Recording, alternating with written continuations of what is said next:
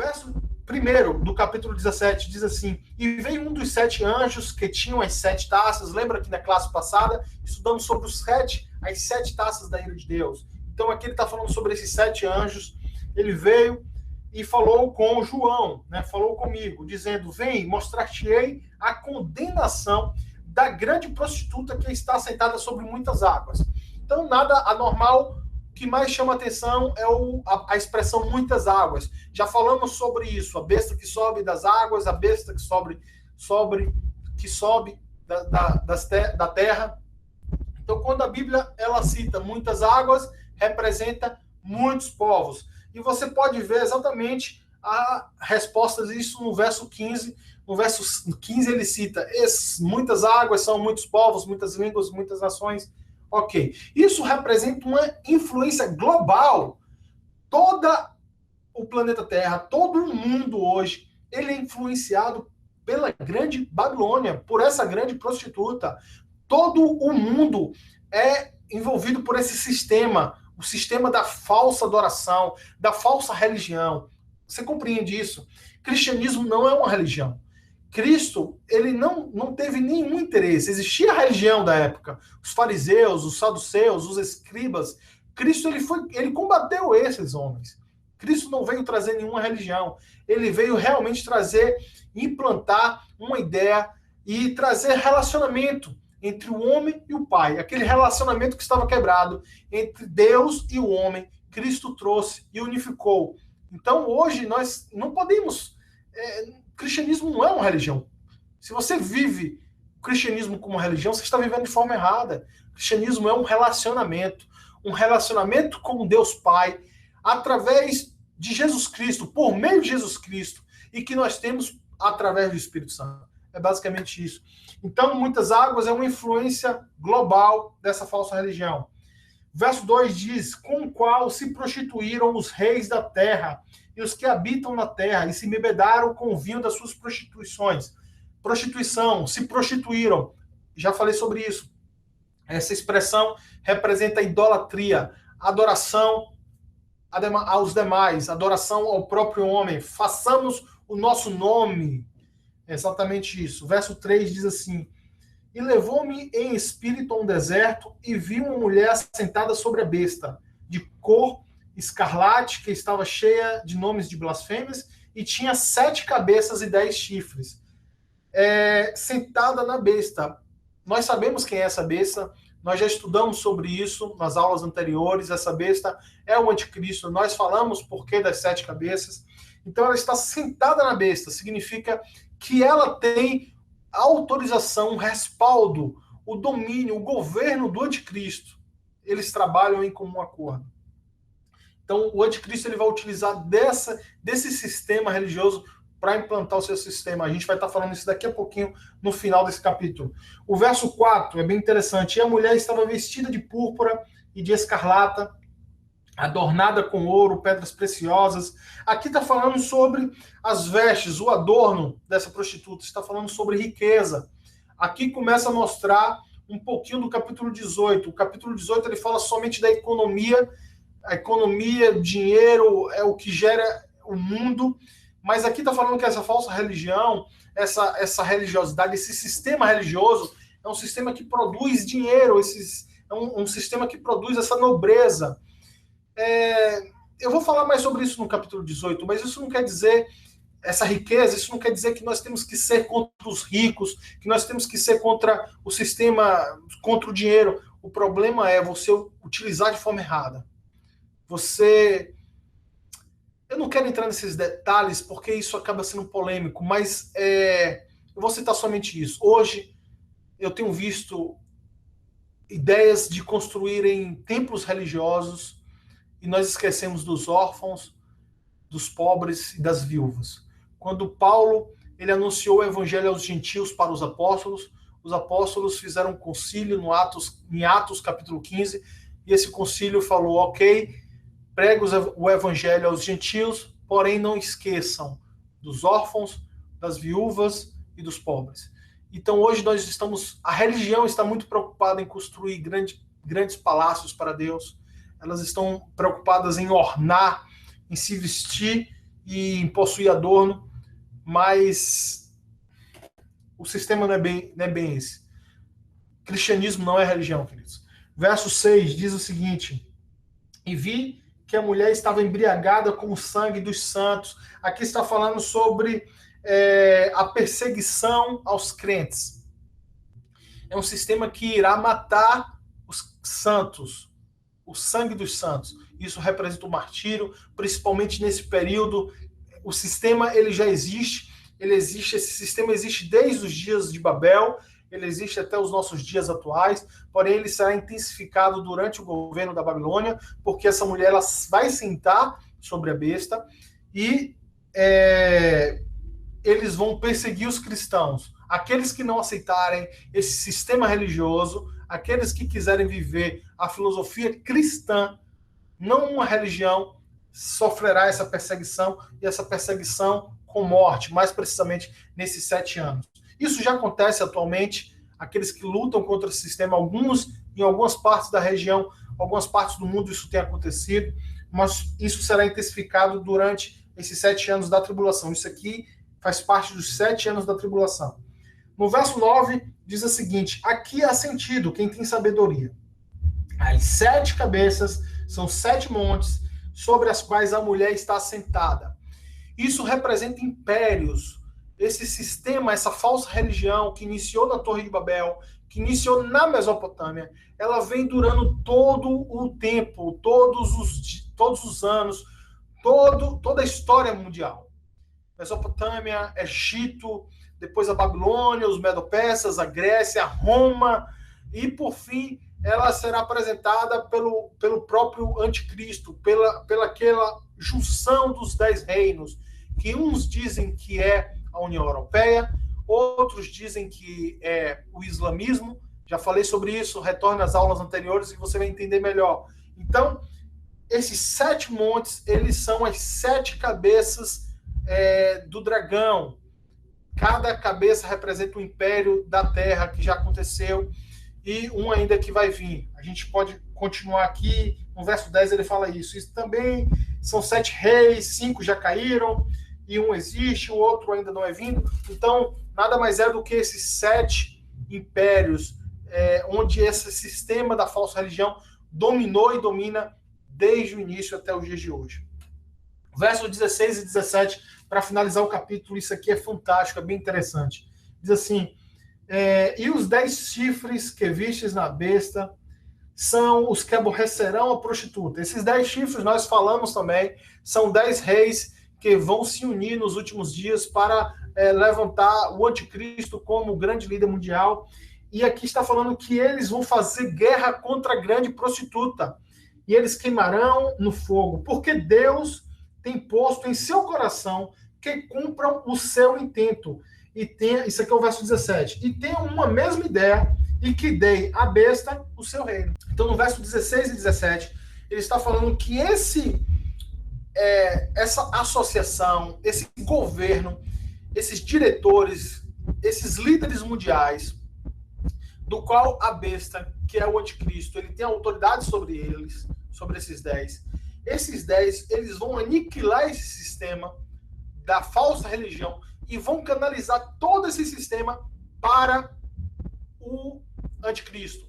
Ou seja, vão transformar o anticristo em Deus e vão unificar essa ideia da falsa religião no anticristo.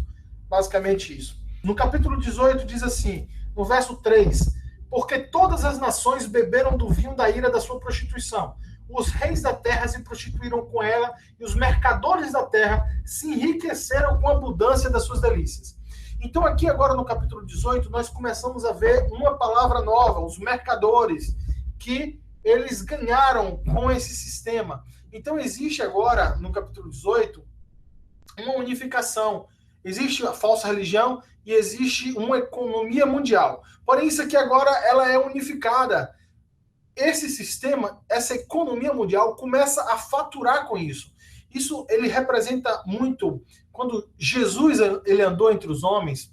Jesus ele não combateu nenhum tipo de idolatria, nenhum tipo de adoração. Jesus ele não combateu demônios, principados, não diretamente, ele não pregou sobre isso.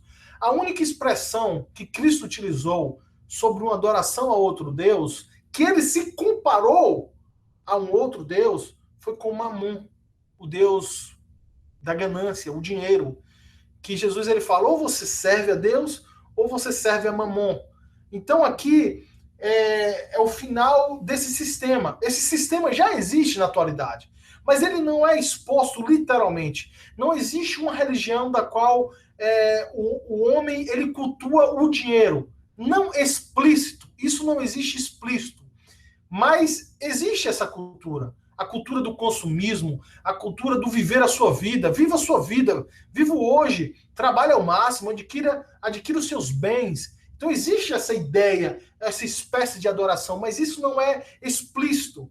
Muitos têm servido ao Mamon e eles não entendem isso, mas eles estão servindo ao Mamon. Se você serve ao Mamon, vocês não podem servir a Deus.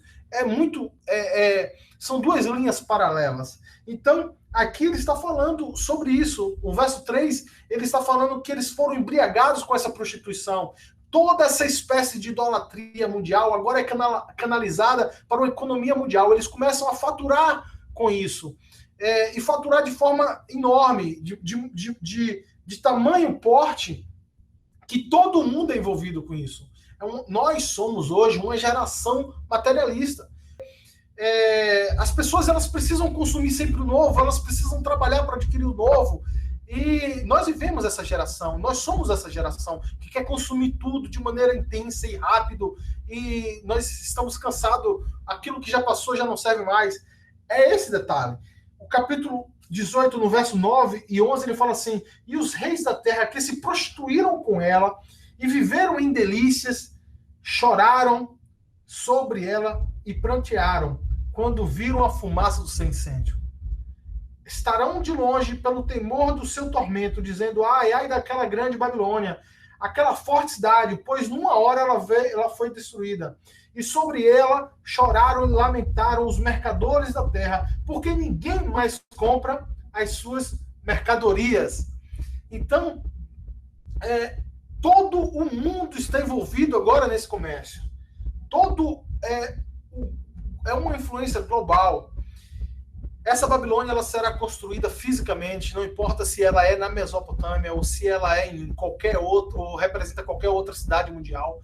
Porém, ela será o quartel-general, o principal sede mundial do anticristo, dos seus subordinados. Ela será a capital mundial. E ela envolverá todo mundo com a sua falsa religião e suas mercadorias, e todos comprarão dessa cidade principal. Essa é a ideia. Ninguém mais vai consumir, vai existir uma quebra mundial, essa cidade será destruída fisicamente, o Senhor vai destruir essa grande cidade, essa potente cidade, que será tão gloriosa como a antiga Babilônia, que era impenetrável, mas ela foi destruída. Da mesma forma, essa grande cidade será reconstruída e será impenetrável, será indestrutível, porém ela será destruída em uma hora. Tamanha é o estrago que o Senhor fará sobre ela. E quando isso acontecerá? Isso acontecerá no final dos 7 anos, o período que o anticristo estará reinando sobre essa terra.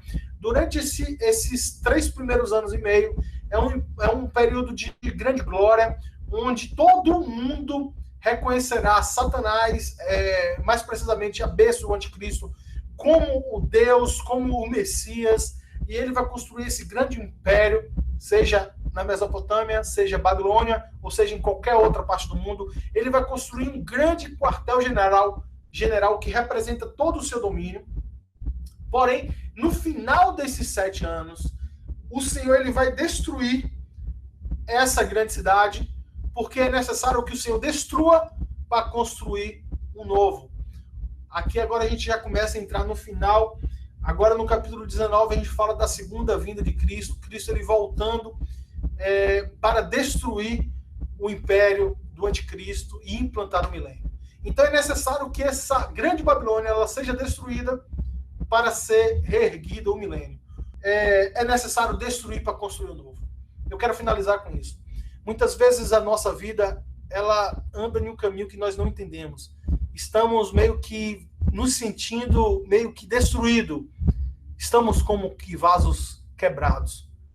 Mas é necessário que você seja destruído para que algo novo seja construído sobre a sua vida. Deus, ele sempre vai utilizar da destruição para construir algo novo, construir algo diferente. A ruína veio sobre a sua vida, não foi a mão de Deus que te destruiu. As circunstâncias, as tuas maus escolhas, o próprio pecado. O pecado, ele conduz o homem à morte. Pode ser que a tua vida de pecado tenha te conduzido a uma vida de destruição até o dia atual. Porém, se você der lugar à nova vida em Cristo, o Senhor, ele pode, no meio desse monturo, reconstruir uma nova história para você. Amém? Assim é a história do Senhor. Assim é o capítulo 17, capítulo 18. O Senhor, ele vai destruir todo esse sistema religioso. O Senhor vai destruir todo esse sistema financeiro, do qual o homem é o centro e a economia vive, e o homem vive em função disso. Deus, ele vai destruir tudo isso para construir algo novo. Um período de descanso, o milênio, onde o Senhor Jesus, ele implantará o seu reino aqui na terra, não mais na Mesopotâmia, não mais na Babilônia, mas em Jerusalém. E nós estaremos com ele, nós reinaremos com ele. A Bíblia fala no Apocalipse capítulo 20, no verso 6, que aqueles que experimentaram a ressurreição, aqueles que ressuscitaram em Cristo, eles não experimentarão a segunda morte, eles serão sacerdotes de Deus e reinarão com Cristo durante 1000 anos.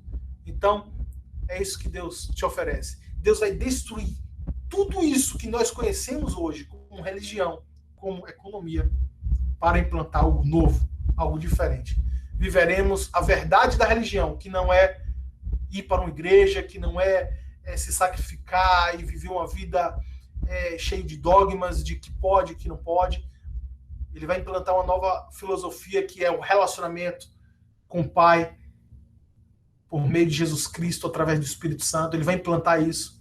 E ele vai destruir essa economia mundial de comprar e de vender, de viver somente o materialismo por uma vida diferente, onde as pessoas honrarão e prezarão pelo amor ao próximo, pela família. Eles crescerão em meio a essa harmonia de paz. É isso. Quando a gente for falar mais sobre o milênio, eu vou estar aprofundando mais nessa ideia, mas eu quero profetizar sobre a sua vida agora, nesse exato momento. Restauração.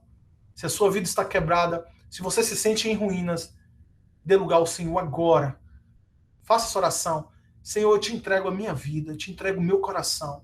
Transforma esses meus cacos, essas minhas ruínas, em uma nova história. Em nome de Jesus. Que assim seja na tua vida. Fique em paz, um grande abraço. Que Deus abençoe. Fique em paz, que a mão do Senhor esteja sobre a sua construção. Em nome de Jesus.